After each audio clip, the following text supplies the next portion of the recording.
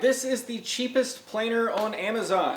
So today I'll be going over who actually should get this, because I do think that some people should, why some other people should not buy this, why I use two different planers in my shop, and then why some people shouldn't buy a planer at all. First off, I want to go ahead and say that Vever sent me over this planer completely for free for review, and normally I say no to this kind of stuff, but I was honestly just super interested. So they shipped it over, I pulled it out, I did the assembly process. It took about an hour, and the only reason that it took so long is because I had to put together this stand. Yes, this little $300 Amazon planer comes with a stand, which is something that not a lot of people can say, especially in this category and price point. So it did come damaged. It's got two dents right here, and then as you can see the top, it goes down a little bit because of the big old dent on the top. And even with that, I still think that the build quality is considerably better than the first planer that I ever had in my shop. I had a little Ryobi lunchbox planer, and I burnt the belts out on it because I was trying to take out of too deep of cuts on the wood that I was using. That thing was a blast, but I ended up getting rid of that. And then graduating to this. And even after having this, I still went out and bought this used because I needed another planer in my shop too. You might think that that'll do everything, but these have their own spot, and I think in every single shop. This is 300 bucks, and I think for 300 bucks this actually gives you a whole lot. Now, there's some drawbacks to it, of course. It comes with a 2-inch dust port, and I think that the only reason they did that is because it makes more sense for when you're shipping it. It can get to a much smaller footprint. Overall, these front wings can fold in, and it doesn't have a big dust port popping out the back like this DeWalt does. Now this DeWalt has a 4-inch port, and then this over here has a 6-inch port, and that's just because it's removing a lot more material. Normally a 4-inch is more than fine. The upgrade from this DeWalt is the one that most people use. They cut a hole in the top of it, and that actually helps a whole lot with getting dust out of that machine in particular. But getting dust away, not only from the cutter head, but more importantly the rollers, is extremely important when looking at these lunchbox planers. That's actually one of the weaker points, is if you're pushing up on the head of the machine, it not only is making it harder for the machine to work, but you also have a greater chance of snipe.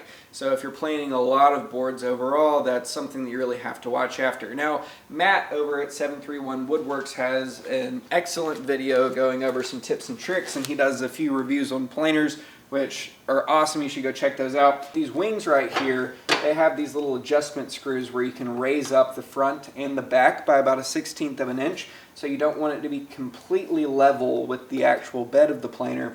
You want it to be a little bit higher up. And the reason we're going to be doing that is because the head of these machines, especially on these cheaper ones, they don't have this locking bar.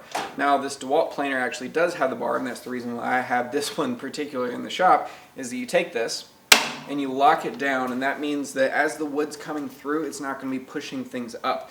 Since these are such lightweight, small tools that are meant to be moved around, they don't have a ton of rigidity built into them like a larger industrial machine does. So as you're feeding your material through and it hits the head of this machine, it's actually going to raise the head up a little bit. What that's going to do is it's going to take out a little bit more material at the very beginning of your board and at the very end of your board, and that little difference in material that it's taking out is called snipe. Snipe's always going to happen. It's something that every machine out there, as far as planers are concerned, are looking to mitigate, but little tips and tricks like raising up your wings just a little bit are really going to help out on machines like this that don't have these locking bars. So for 300 bucks, we're still at a place that's looking pretty good. The little knob right here seems well enough made, and it's actually labeled with an up and down arrow. It's something that I do on every one of my machines. I go in with a Sharpie and write up and down to actually see which direction you're going. It also includes this shroud if you just want to like yeet the chips out the back, which personally I would do with a machine like this. So that's cool that they actually include it. The thing is not very light at all. The FedEx driver was very passive aggressive when he dropped it off at my house. It's pretty heavy.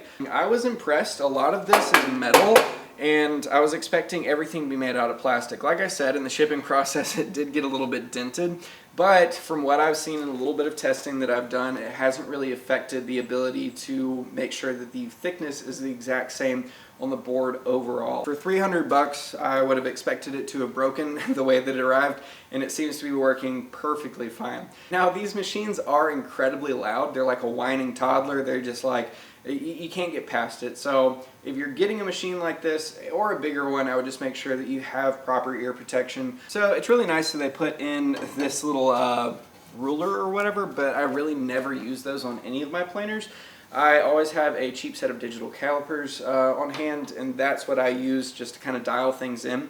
And the reason that I do that in particular is because I do a lot of CNC woodworking, and these little planers are very helpful when it concerns really getting the exact thickness that I'm looking for the material for the CNC machine. These are for looks. This is not something that I think is going to be usable on a machine like this size. Now, these on the front I think is a great idea. I think that's just a little bit of a creature comfort.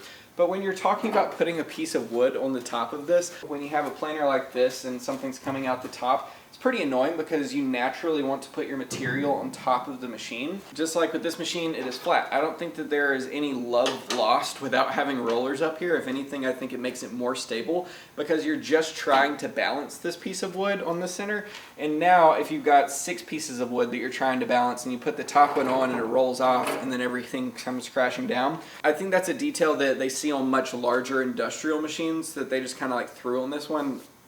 Whatever, it's 300 bucks. This one, like I said, comes with a stand, and the build quality on it is really good. I was very surprised about how well it actually holds up. It's not really rickety at all. I was surprised about how high it was. Now, this is very short. In order for me to be like down here putting a board through where I'm not pulling the board up or pushing it down, I'm down in level, like I'm bending over a lot. Now, normally when people build stands for their planers that are very short, they're trying to get it under a workbench.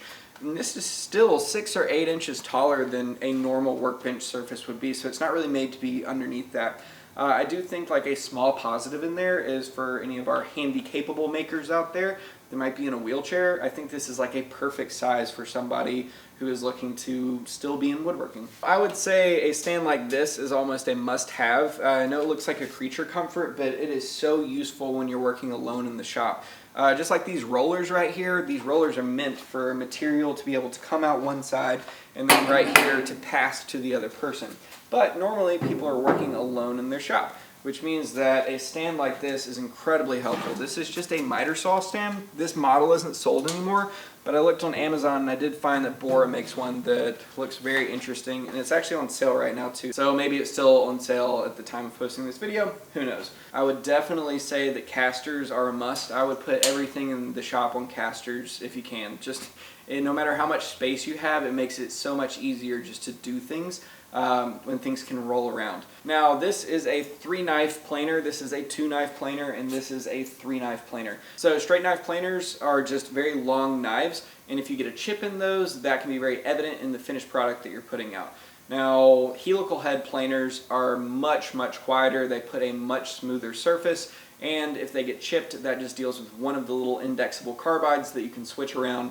They're better in every single regard. The issue is they're more expensive. So when you're looking at this type of price point, you're almost always going to find straight knifed planers. Out of curiosity, I looked on Amazon and I found that Rikon makes this little, it's kind of like a little hybrid. It is a helical head, but they're spaced out a whole lot. But I still think that that version of a helical head is probably more beneficial than a straight knife because of the noise level. I think that regardless of how the helical head is built, I think it is going to reduce the noise level, but I don't have it here in the shop, so I'm not sure.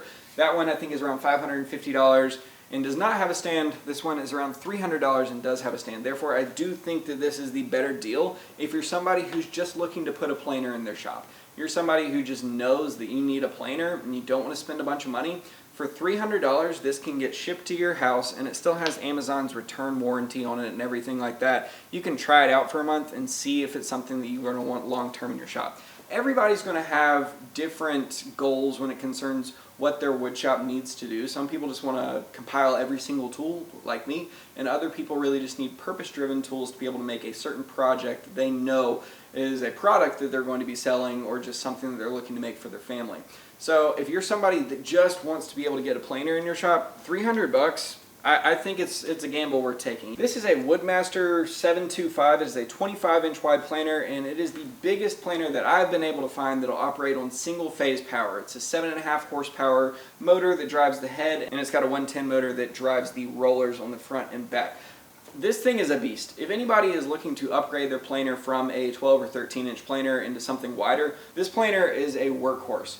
But I still have this one in the shop, and that's because when I'm looking at doing smaller projects or really dialing in thicknesses, this is really, really useful for that. I use that planer most of the time, whereas I would think that this is more of a production planer and this is more of a for a project planer. And each one of them have their uses. If I had to choose between one or the other, I would 100% get that one.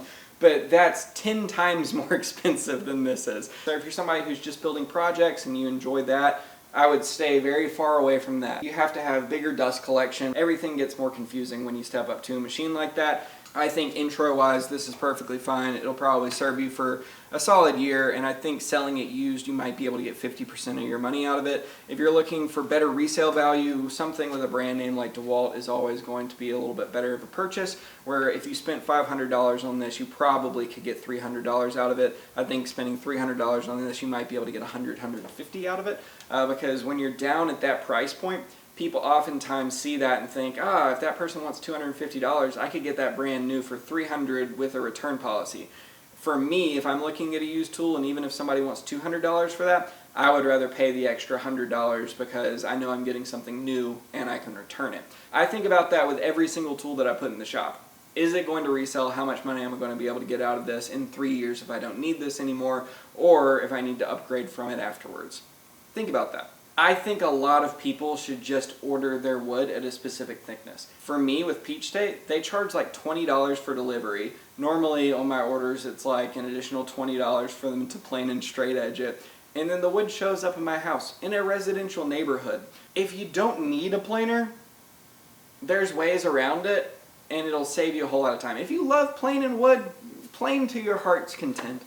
It's loud. If you want it to be quieter, buy a bigger machine with a helical head. Straight knife planers are loud, they're annoying, it's part of it. All that to say, I don't think that everybody needs a planer. I think everybody wants a planer, and I think that if you're making cutting boards, you 100% need a planer, but I don't think everybody needs one. But if you do want one, this one's $300. It works. Guess I have 3 planers now.